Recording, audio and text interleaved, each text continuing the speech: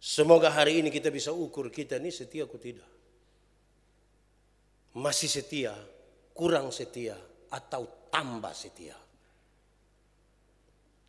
Renungkanlah kira-kira 5 detik, saudara ini orang setia atau tidak. Kesetiaan itu bawa berkat. Jangan sampai kita punya cara hidup yang tidak setia ini yang membuat berkat-berkat ada tertutup di mana-mana. Ini bahan refleksi ya. Ini bukan sebuah tuduhan. Orang yang setia adalah orang yang hidup di dalam kebenaran, keadilan, kejujuran, iman, dan kesucian. Itu orang setia.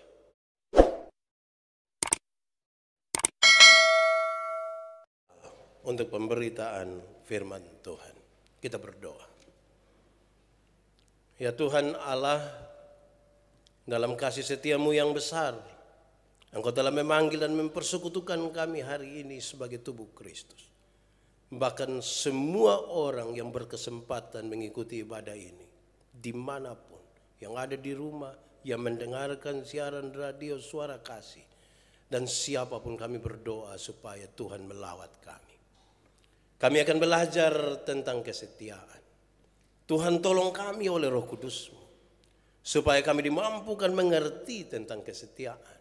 Dan oleh Roh Kudus-Mu kami dimampukan menjadi pelaku-pelaku firman-Mu. Jauhkanlah semua penggoda dan pencobaan. Berkatilah semua orang yang hari ini memberi dirinya untuk pemberitaan ini, termasuk hamba-Mu yang berdosa ini. Kami rindu pada firman-Mu Tuhan. Berfirmanlah bagi kami. Di dalam nama Yesus, firman yang hidup itu kami berdoa. Amin. Kejadian pasal 20 ayat 1 sampai ayat yang ke-18. Abraham dan Abimelek. Bapak Ibu Saudara-saudara, shalom.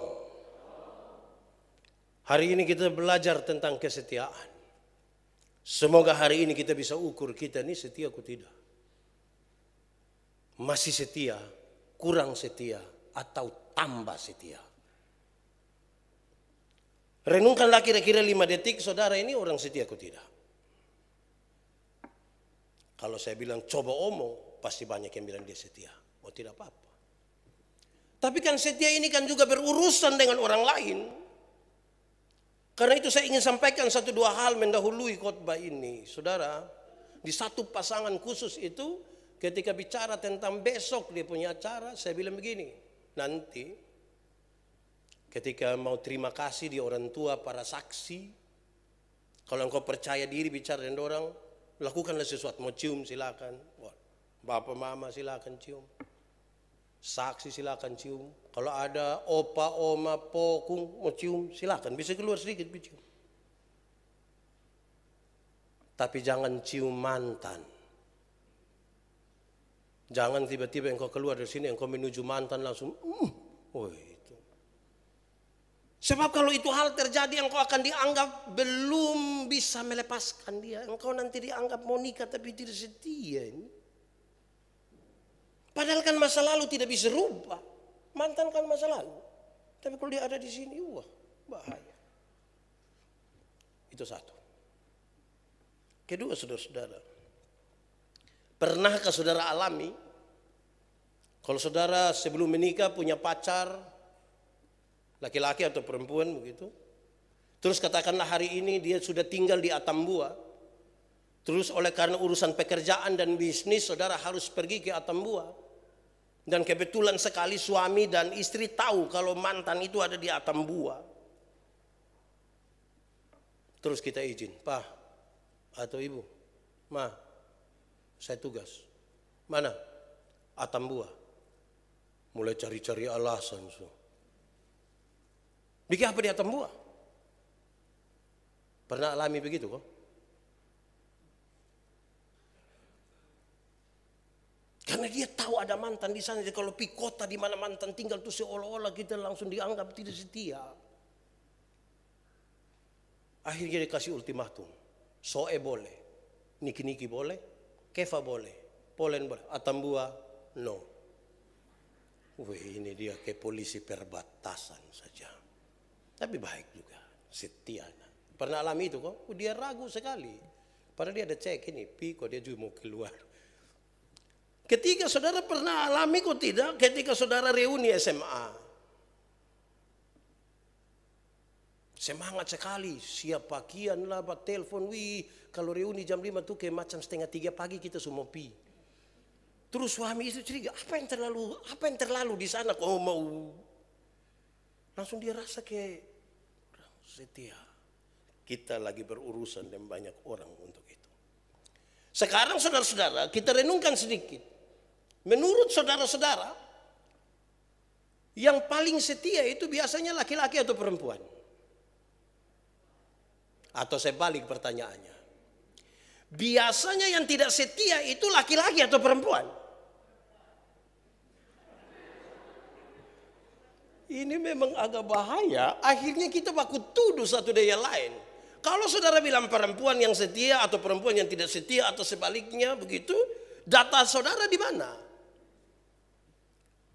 Saya buat khotbah ini tadi malam dan saya coba periksa data. Saya dapat 2 data yang menarik. Ini hasil penelitian. Pertama, saudara-saudara, tribunjogja.com Selasa 6 Maret 2018. Dia tulis begini. Dalam sebuah survei yang dilakukan di Inggris terhadap 3.000 orang, terungkap bahwa lebih banyak responden wanita mengaku pernah berselingkuh dibandingkan dengan pria. Perempuan berselingkuh ini, kita kemenang 1-0. Survei itu juga mengklaim wanita usia 35 sampai 40 tahun merupakan kelompok umur yang paling mungkin untuk berselingkuh. Yang umur berapa? 35 sampai 40. Jangan langsung cek saya punya istri umur berapa. Jangan Tapi tadi saya duduk-duduk saya renungkan sendiri. Kenapa ini survei kok bisa sangat pasti bicara soal perempuan? Pertanyaannya laki-laki di mana? Usia berapa? Tidak ada jawaban di survei itu. Saya bayangkan mungkin laki-laki ini potensi selingkuh seumur hidup ini. Tidak pakai batasan itu. Ya, hati-hati. Ibu hanya 35 sampai 40. Laki-laki ini sampai pensiun. Hati-hati Tapi saudara, yang menarik itu alasan. Siapa tahu saudara ada dalam alasan ini. Alasan menurut survei itu, alasan kenapa mereka berselingkuh adalah, dan mereka menunjukkan ketidaksetiaan itu adalah, alasan adalah merasa tidak dicintai oleh suami. Dia merasa tidak dicintai oleh suami, merasa bosan, dan hubungan seks yang tidak memuaskan. Merasa tidak dicintai, bosan, dan hubungan seks yang tidak memuaskan. Atau dia merasa tidak dihargai, baik secara fisik maupun secara emosional. Karena itu dia mencari orang lain. Para pakar psikologi juga mengatakan, alasan seorang wanita berselingkuh sebenarnya bukan karena seks, tetapi ada hubungan emosional yang kuat dengan orang lain. Perasaannya diterima, dia merasa dihargai, dan seterusnya. Kira-kira begitu. Itu survei pertama. Data kedua, saudara-saudara, Jakarta, CNN Indonesia, Rabu 24 April 2019. Sebuah studi yang dilakukan oleh para peneliti di University of Western Australia menunjukkan tingkat kesetiaan pria dapat dinilai hanya dengan melihat wajahnya. Laki-laki itu setia atau tidak setia, cukup lihat wajah kita langsung tahu. Itu menurut hasil penelitian. Tapi saya tidak mau kasih tahu di pucara. Nanti saudara main saya khotbah, saudara lihat-lihatin Pak Pendeta ini kurang setia ini. Saudara-saudara, bahwa baik wanita maupun laki-laki dapat mengidentifikasi pria yang berselingkuh hanya dengan menganalisa ekspresi wajah. Hanya menganalisa ekspresi wajah.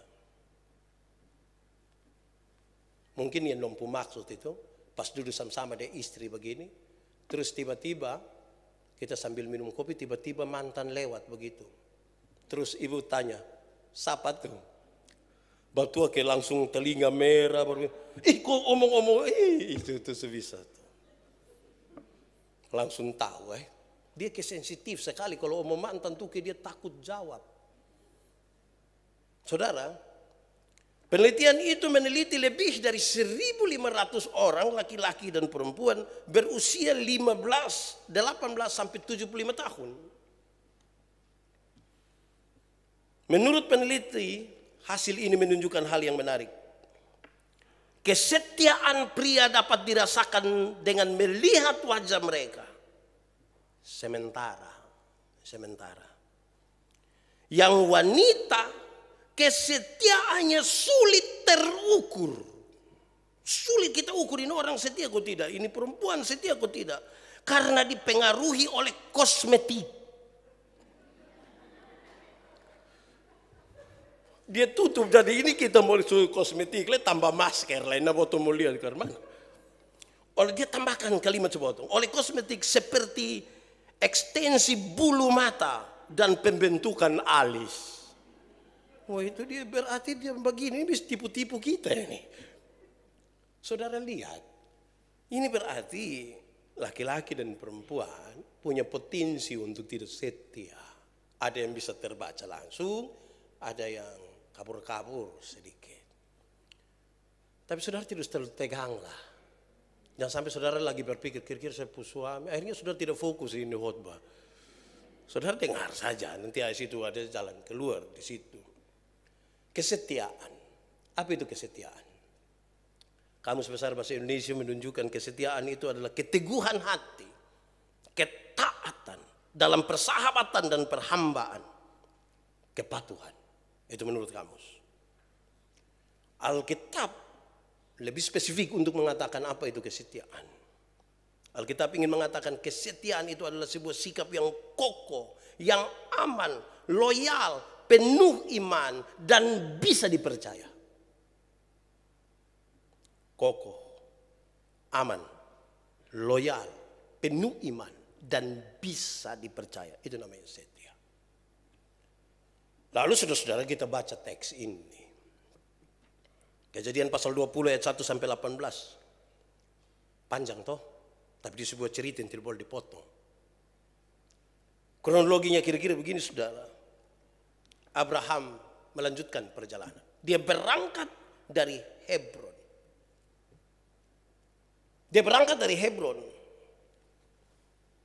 Di pohon terbantin di Mamre itu, di Hebron itu, dia membangun sebuah mesbah di situ. Teks ini sekaligus memberi pesan bahwa ketika dia berangkat itu dia meninggalkan tempat penyembahan itu kepada Tuhan Allah itu, dia tinggalkan. Dia berjalan sendiri. Saudara, ini sengaja saya taruh untuk kita lihat ada hubungan antara penyembahan kita dengan kesetiaan kita. Ada hubungan di situ. Saudara-saudara, meskipun Abraham telah disunat secara jasmani, tetapi ketika meninggalkan mesbah di Hebron, Abraham sekali lagi berada dalam kedagingan dan mengulangi lagi kesalahan pertamanya dulu. Ini kali kedua ini. Kali pertama ketika kesusahan besar itu terjadi dan mereka pergi ke Mesir. Dia kasih tahu dia bu istri. Kalau orang tanya, kasih tahu bahwa engkau bukan sebu istri, engkau sebu saudara. Itu pertama. Kedua, sekarang ketika ada di istana Abimelek. Ini kali kedua. Saudara lihat sekarang. Ketika mesbah itu kita tinggalkan. Tidak lagi menyembah Tuhan dan seterusnya. Potensi untuk tidak setia satu daya lain itu nanti ada. Dan sebentar kita lihat di situ. Tipu, dusta dari Abraham terhadap Abimelek telah direncanakan sejak semula. Mulai dari dia mengikuti jalan Tuhan. Ketika mereka baru mau keluar dari Ur Kasdim. Ini sudah direncanakan. Berarti kesetiaan itu tidak datang begitu saja. Atau ketidaksetiaan itu tidak terjadi begitu saja. Ini dibuahi. Ini diprogramkan. Ini diisi. Jadi jangan sampai ada suami, ada istri sementara bikin program tentang tidak setia.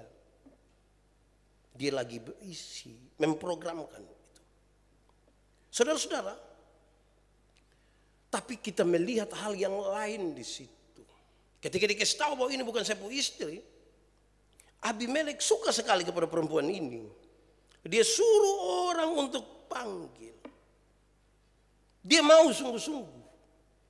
Tetapi Tuhan datang kepadanya dalam mimpi. Tidak boleh. Itu orang punya istri. Tidak boleh. Itu orang punya istri. Tapi dia bilang, Tuhan, saya tidak tahu. Kan laki-laki itu yang bilang ini bukan dia punya istri. Bahkan perempuan ini juga bilang bukan dia punya suami yang itu. Ini hanya saudara. Saya tidak tahu. Saya punya hati tulus dan tangan saya suci untuk hal itu.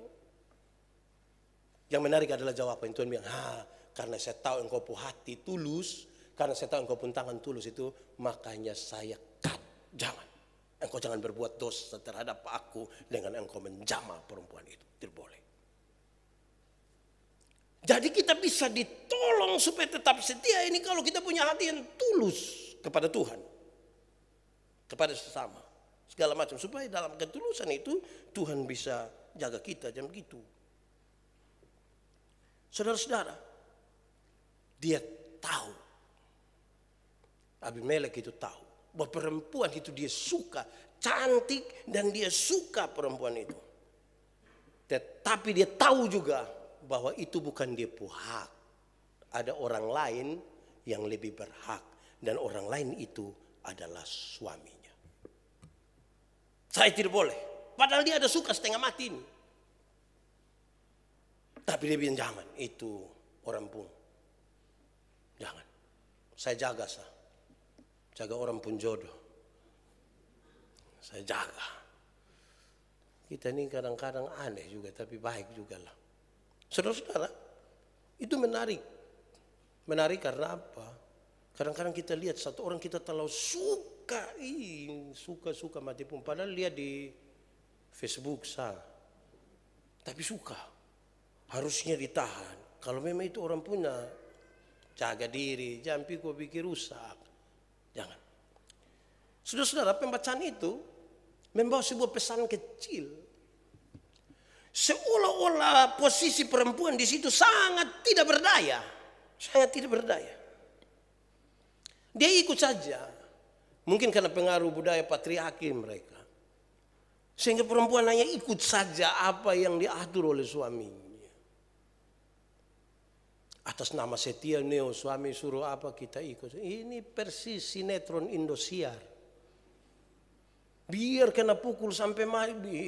Ini saya pusat. Biar orang bawa perempuan datang sampai ini saya pusat sebagai istri saya. Suami dong kepala besar. Istri bertogor sedikit lebih. Saya rasa tidak nyaman deh Lun, tidak nyaman. Saya cinta kau tapi nyaman deh orang lain. Itu tersesat itu. Cinta dia nyaman dengan sebelah. Wah, tidak bisa itu. Saudara, dalam ketidakberdayaan itu saudara lihat. Dari ketidakberdayaan perempuan itu saudara lihat alasan-alasan Abraham. Abraham punya alasan menarik. Pertama, alasan Abraham adalah saya berpikir tidak ada orang takut Tuhan di sini. Saya pikir tidak ada orang takut Tuhan di sini. Pasti saya mati gara-gara saya mengaku ini saya punya istri. Dia berpikir bahwa kalau ada orang yang tidak percaya Tuhan di sini, dia pasti bunuh saya gara-gara ini saya punya istri. Saudara lihat, ketakutan dia itu membuat dia menjual dia punya kesetiaan itu. Padahal dia hanya pikir. Bukan cek dulu, bukan survei dulu, hanya berpikir. Kedua saudara-saudara, Abraham bilang begini, lagi pula ia benar-benar saudaraku, anak ayahku, hanya bukan anak ibuku, tetapi kemudian aku mengambil dia sebagai istri. Memang benar bahwa Sarah itu adalah saudari tiri dari garis Tera ayah Abraham. Betul. Tetapi ada informasi terakhir yang sengaja dia sembunyikan. Saudara tiri betul. Tetapi dia tidak kasih tahu bahwa ini istri. Dia tetap pegang ini sapu saudara. Sapu saudara. Dia tidak mau kasih tahu ya istri. Nah saya mau tanya saudara, kenapa sampai dia sembunyi itu informasi? Karena kalau status jelas ini berarti orang tolak ini. Ya karena dia sedikit sembunyi informasi supaya bisa dapat keuntungan dari situ. Bahkan saudara tahu, salah satu alasan adalah dia melibatkan Tuhan punya perintah di situ. Dia begini, waktu Tuhan suruh saya keluar dari rumah ayahku untuk mengembara, maka aku berkata kepada istriku, tunjukkanlah kasihmu kepadaku, yakni katakanlah kepada semua orang di semua tempat yang dimana kita tiba, kasih tahu engkau saudaraku, bukan istriku. Itu pakai bahasa Kupang pendek. Kalau sayang betana, tinggal omong begini, saudi pun susah apa? Karena sayang. Karena lu sayang beta, maka lakukanlah ini, omonglah ini, dan seterusnya. Kira-kira itu kronologinya begitu. Saudara-saudara, mari kita mengerucut kepada tema kita. Kesetiaan itu mahal. Kesetiaan itu mahal. Jangan perjualbelikan itu. Mari kita bertanya bersama-sama saudara, mengapa kesetiaan itu mahal? Mengapa kesetiaan itu mahal? Saya catat 3 alasan kenapa kesetiaan itu mahal. 1, bahwa kesetiaan itu menjadi mahal karena kesetiaan sesungguhnya itu dari hati dan bukan soal-soal yang tampak saja. Kesetiaan itu bergerak dari hati, bukan soal yang tampak. Nanti dari hati ini baru dia menggerakkan sesuatu yang nampak. Supaya kalau kita mengelus istri atau suami atau kita melakukan apapun, itu dibangun dari hati yang setia. Karena yang tampak itu bisa direkayasa. Bisa direkayasa. Saya baca orang pun status di Facebook bilang begini. Kalau ada suami pasang istri pu foto di dia pun profil, jangan cepat-cepat percaya. Itu dia cinta, itu dia jangan cepat-cepat.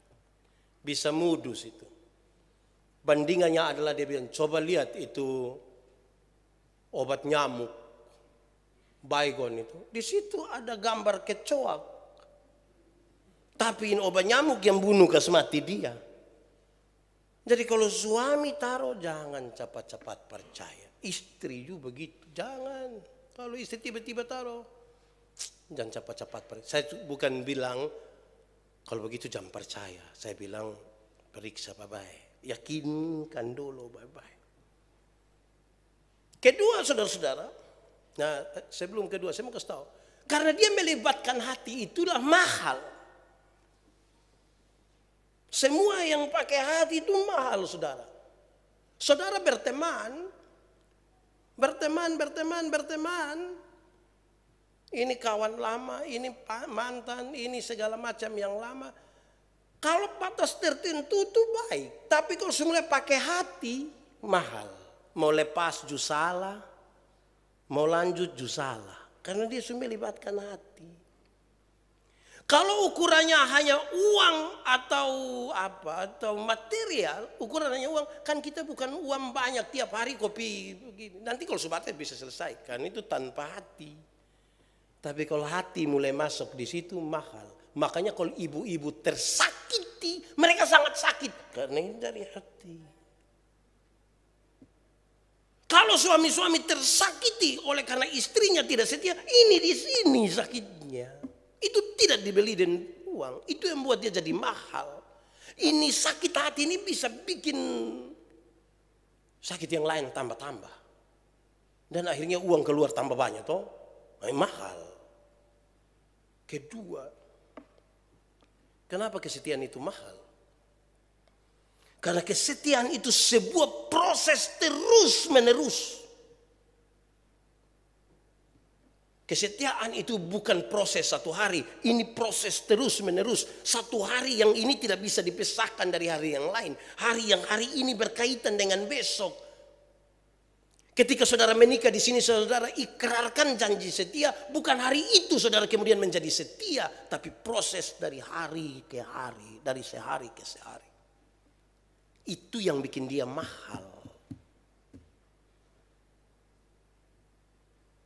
Kesetiaan itu juga menjadi mahal. Karena banyak hal tentang kesetiaan itu dimulai dari janji. Kesetiaan itu dimulai dari janji. Janji terhadap diri sendiri. Saya berjanji. Janji kepada orang lain. Dia tahu. Dan janji kepada Tuhan. Itu yang membuat kesetiaan itu mahal. Saya kalau mau tidur dan belum bisa tidur, saya ini tidur agak susah-susah mau kepingin bercerita deh ibu. Tapi kaget-kaget ibu sudah tidur. Tapi saya tahu ibu tuh setia. Akhirnya saya kasih bangun ibu. Ma, ya papa mau minum. Mam tua akan, bapak tapi ambil. Baru tidur saya korek kaki, mama. Te korek telinga. Mau kusen suruh sekali. Tapi karena begitu berulang-ulang. Ibu suka tunjuk setia buat saya. Saya janji. Harus lebih baik. Ini soal janji.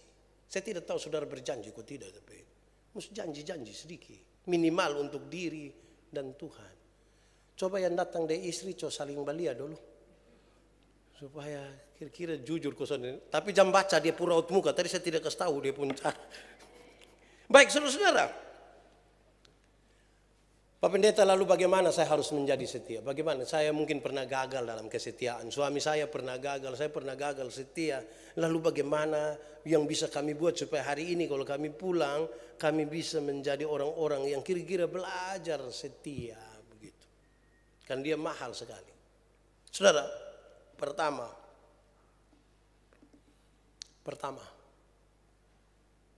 Karena kesetiaan itu sesuatu yang dari hati yang menggerakkan hal-hal yang nyata. Maka yang harus dilakukan adalah karena dari hati itulah kita menuruti seluruh kehendak. Dari hati kita menuruti seluruh kehendak.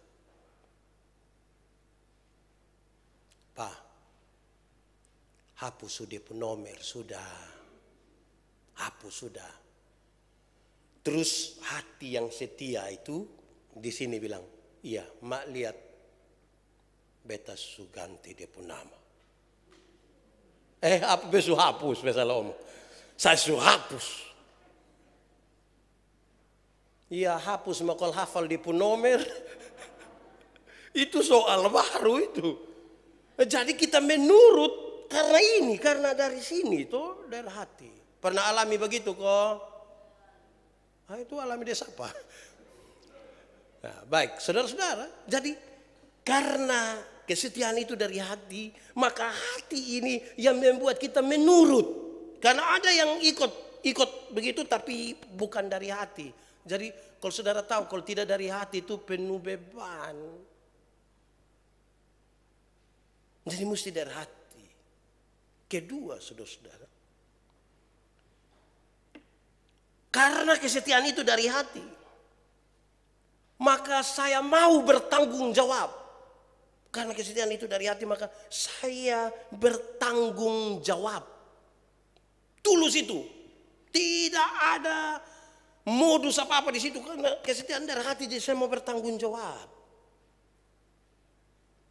Saya tadi malam lihat-lihat orang pun status, dong ada satu status saya catat kembali dengan baik. Saudara mungkin baca, tapi saya baca ulang. Saudara lihat ini dia punya persoalan di mana. Ini status begini. Di saat seorang perempuan membuat status sakit hati, Maka disitulah sejuta laki-laki datang dengan pura-pura menjadi dokter. Saya ulangi, ketika perempuan bikin status sakit hati, banyak laki-laki datang pura-pura jadi dokter. Kepumbai itu bukan kesetiaan. Karena kesetiaan itu dia dari hati dan dia mau buat kita bertanggung jawab. Bertanggung jawab untuk semua, baik itu baik, baik itu tidak baik.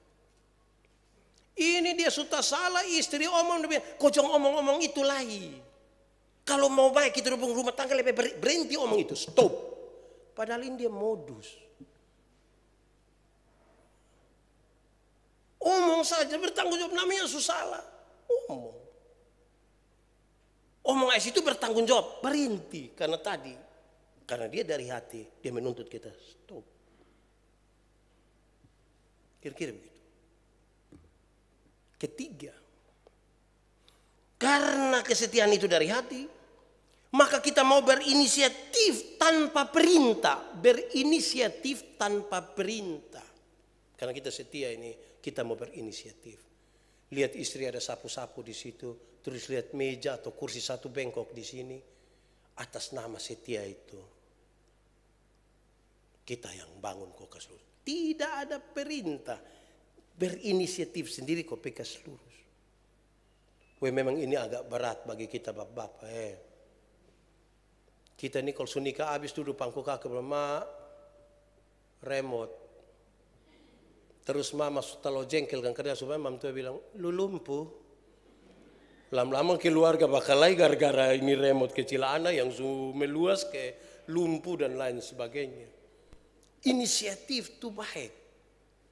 Nah itu ajar baik-baik. Kadang-kadang memang kita berinisiatif mau baik. Itu kalau tidak dari hati itu berat. Tapi yang pihak sebelah juga terima mesti dari hati. Saya berkhotbah, saya bilang banyak ibu-ibu, banyak bapak-bapak hidup sama-sama. Tapi bapak-bapak tidak tahu berterima kasih pada istrinya. Terus kita rencana pulang mau bikin ini. Pas ibu siap habis makan kita bilang, mama terima kasih. Kita inisiatif betul-betul terima kasih. Terus mam tua bilang, tahu roh apa naik. Karena mam tua terima dengan kecurigaan. Ini pasti ada dia pun mau ini, maka kaget-kaget su terima kasih. Sunika 20 tahun tidak pernah ramas-ramas, sedikit di belakang lihat ibu ada buat cuci, datang dia coba ramas-ramas. Ibu dong pikir positif. Ini satu lah. Soalnya lihat tahu orang ada kerja. Jadi memang dua-dua mesti tulus dari hati. Dari hati. Kadang-kadang kita hidup dalam rumah tangga ini sudah lama bersama-sama. Jadi betul jadi dingin. Mesra itu menjadi hilang. Itu lagu kayak saya tahu. Saudara, memang harus ada inisiatif dari hati untuk apa? Nah di rumah kan betul tahu toh inisiatif. Lihat istri kerja sendiri ya inisiatif sedikit bang bikin apa kok. Bang kok bikin apa kok. Ini saya juga terkoreksi ini. Jadi saya pulang. Ini hari pasti ibu senang. Keempat saudara-saudara. Karena kesetiaan itu dari hati. Maka memberi pujian itu penting. Dari hati memberi pujian. Sebagai orang yang setia dari hati. Dia memberi pujian kepada dia. Tidak menyangkal dia pu istri. Dia memberi pujian bagi dia pu istri. Dan siap menerima tanggung jawab yang besar. Lebih besar lagi. Kadang-kadang kita kan tidak dari hati. Kita punya pujian untuk pura-pura semua. Istri setengah mati pisalon lah. Pedikur, medikur. Saya hafalin kalimat. Terus datang mamtua datang lewat sini terus. Sana pidatang. Kesetrika rusak. Bapak, so cantik kok belum ini? Iya, mama paling cantik. Di ini kelurahan mama paling cantik. Kalau ada lomba antar kelurahan, mama nomor 1 juga. Ini kira-kira tulus kok tidak ini? Tulus. Entah dia mau paling cantik di dalam RT situ saja sudah tidak omong keluar, itu pemerintahan punya toh. Tapi omong bawa itu untuk apa? Nanti menunjukkan makin pura-pura. Jadi kadang-kadang daripada orang lain yang puji kita pu istri, orang lain yang puji kita pu suami, lebih kita yang puji dari hati yang tulus. Mama, ternyata saya laki-laki yang paling beruntung. Mama ke bidadari. Terus mam tua bilang bidadari kesiangan. Terus mam tua sambung.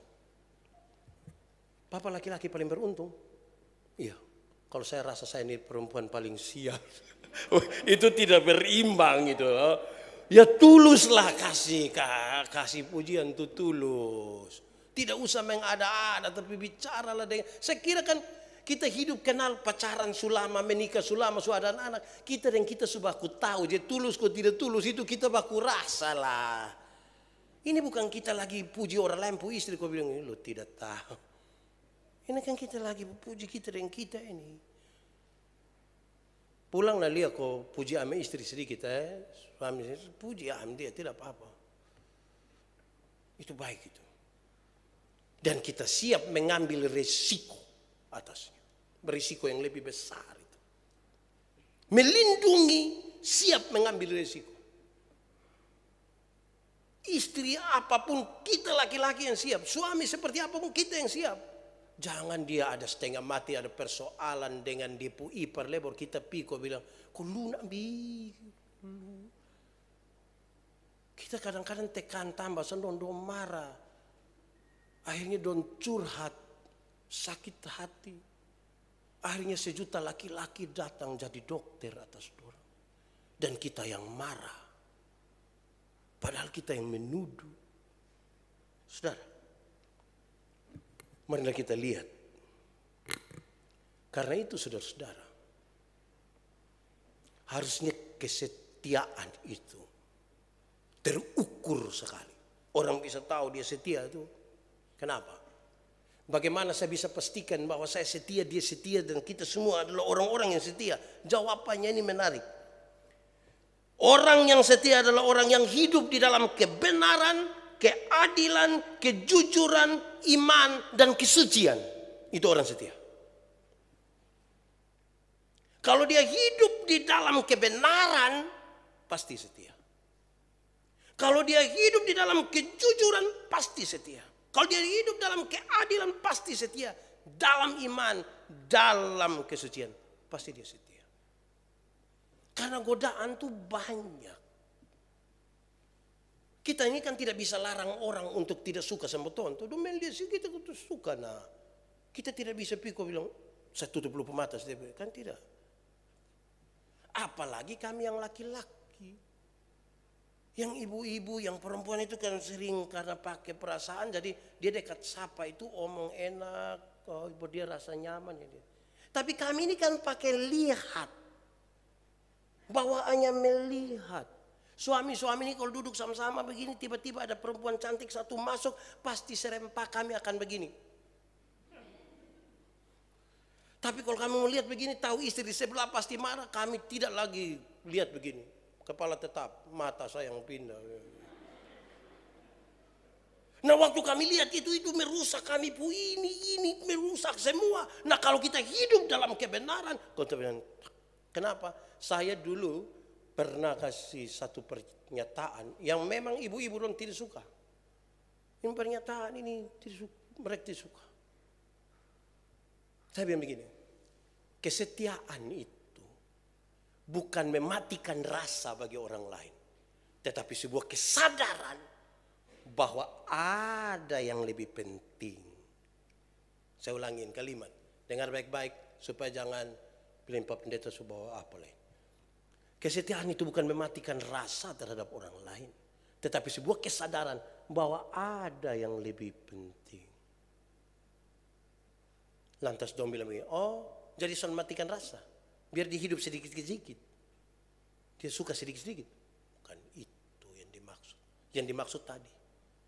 Ketika ini ibu dong lewat kok tiba-tiba kok atau mata begini, itu kan kesusah kita puin. Hei, sadar, sadar. Engkau orang pu suami, sadar. Engkau orang pu istri, sadar.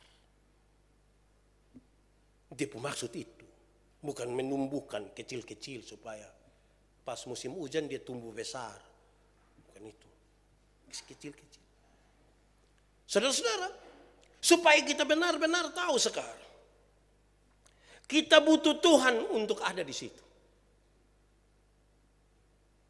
Sebagaimana Abimelek. Tadi saya bilang tuh. Ada hubungan antara penyembahan kita dengan soal kesetiaan tadi. Abimelek itu karena tulus hatinya. Suci tangannya. Tuhan mencegah dia. Karena saya tahu itu engkau jangan. Jangan. Saya tidak mau engkau berdosa. Tapi kan kita hati tulus tadi. Sambil kita tidak bisa tahan ini orang dong pun suka sama tong.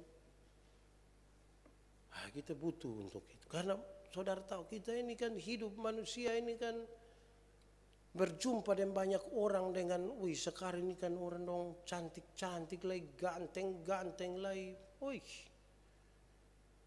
Tapi yang di dalam Tuhan itu dia bisa atur begitu. Tubuh kita ini, hidup perasaan kita ini butuh Tuhan di situ. Supaya apa? Makin setia kita dengan Tuhan dalam penyembahan kita, dia berdampak pada kesetiaan kita bagi orang-orang yang ada di sekitar kita. Ada yang Tuhan mesti kerjakan dalam hidup kita. Tapi kita harus kasih ruang untuk itu supaya Tuhan mengerjakannya bagi kita. Dan karena itu membangun sebuah relasi dengan Tuhan menjadi hal yang penting. Supaya kita bisa ditolong oleh Tuhan untuk tetap setia. Kalau tidak saudara, tiap-tiap hari kita hanya beromong tentang ketidakcocokan. Saya pu istri ini saya rasa ini karena dari dulu bukan kita dua ketemu Pak. Dari dulu orang yang kas kenal nih. Baru yang kas kenal dia putanta sendiri. Dia omong yang baik-baik sa. Sekarang pas lihat dia nih baru saya aduh. Kenapa tidak ambil di putanta sa. Jadi ya memang kita butuh. Kalau tidak tiap hari kita mari jangan hanya lihat pada kekurangan-kekurangan. Tapi mari kita lihat pada potensi-potensi yang lebih baik. Untuk darinya kita belajar untuk tetap setia. Tuhan kan pasti punya maksud untuk itu. Setia sampai akhir.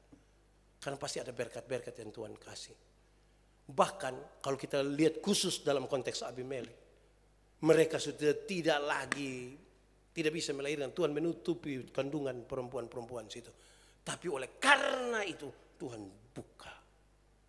Doa itu membuat itu sudah terbukalah dan mereka diberkati. Kesetiaan itu bawa berkat. Jangan sampai kita punya cara hidup yang tidak setia ini yang membuat berkat-berkat ada tertutup di mana-mana. Ini bahan refleksi ya. Ini bukan sebuah tuduhan, tapi ini sebuah bahan refleksi. Jangan sampai kita punya hidup yang tidak setia ini yang membuat kita punya berkat-berkat tertutup di mana-mana. Berkat itu semata-mata bukan hanya persoalan-persoalan rohani. Tetapi dia soal apa itu? Dia soal yang di dalam kita juga. Supaya kita belajar sesuatu. Tuhan memberkati kita. Mari kita tunduk kepala di hadapan Tuhan. Kita angkat hati kita kepada Tuhan.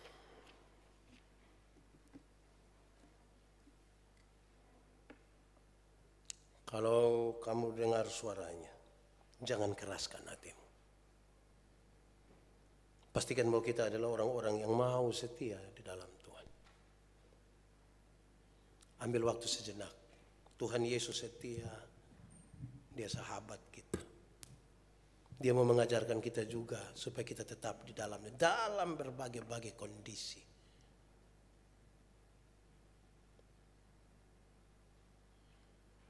Katakan sesuatu kepada Tuhan dengan jujur. Bapa di sorga, Bapa yang setia, terima kasih untuk firman-Mu, supaya membuat kami belajar sesuatu, sebagai istri, sebagai suami. dalam bulan keluarga ini, kami tahu juga sebagai anak-anak dan orang tua bahwa kesetiaan itu mahal. Supaya kami tidak menyesal. Supaya kami tidak hanya sekedar menurut tanpa hati yang setia. Hanya karena tidak mau ada masalah. Tuhan buka hati kami lebih lagi. Dan ajarkan kami sesuatu yang lebih baik dari hari ini. Untuk kami melakukan dalam kekuatan yang Tuhan anugerahkan buat kami. Terpujilah namamu. Di dalam nama Yesus kami berdoa. Amin.